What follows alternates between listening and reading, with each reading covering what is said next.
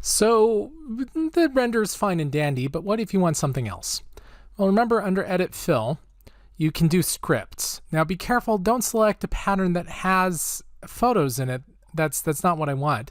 Go ahead and go to some of these original patterns, and those are the super early ones in here. They're just like some black and white squares. Like any of those guys, they're just some pixels, right? No biggie. Select those, grab a script. For example, if we did the spiral, we could tell it okay. And this will bring up our spiral pattern, which we can do a ring spacing on.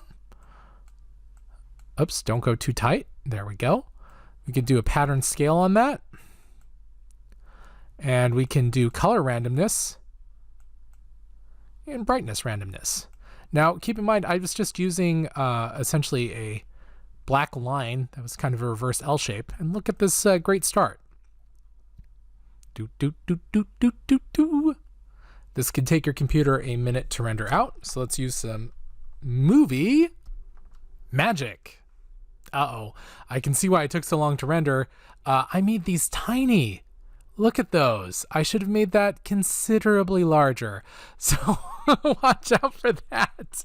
I forgot that some of these default patterns are so small. So let's give one more example of that. I'm just going to create a quick pattern here that will just be a square filled with white.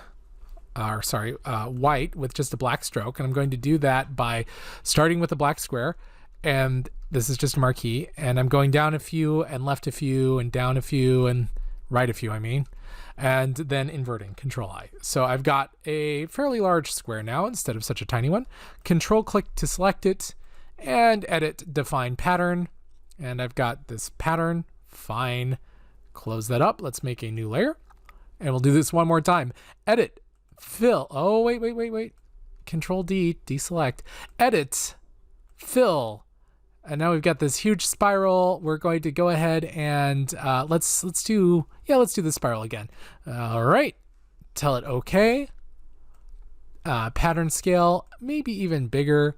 And let's roll. And it might be time to apply a little more movie magic. Okay, I might have made that one too big. Let's do one more. Edit fill. And make sure I've got the right fill. Okay. Pattern spiral. Okay. Brings up the script. All right. Let's knock this pattern scale down.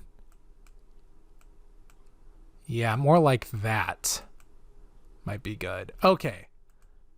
There we go. So this is a good start right here for something to work on. And essentially, it's just some squares.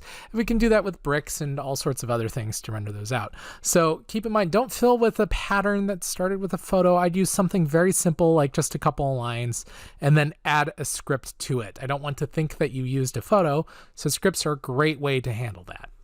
All right, let's move on.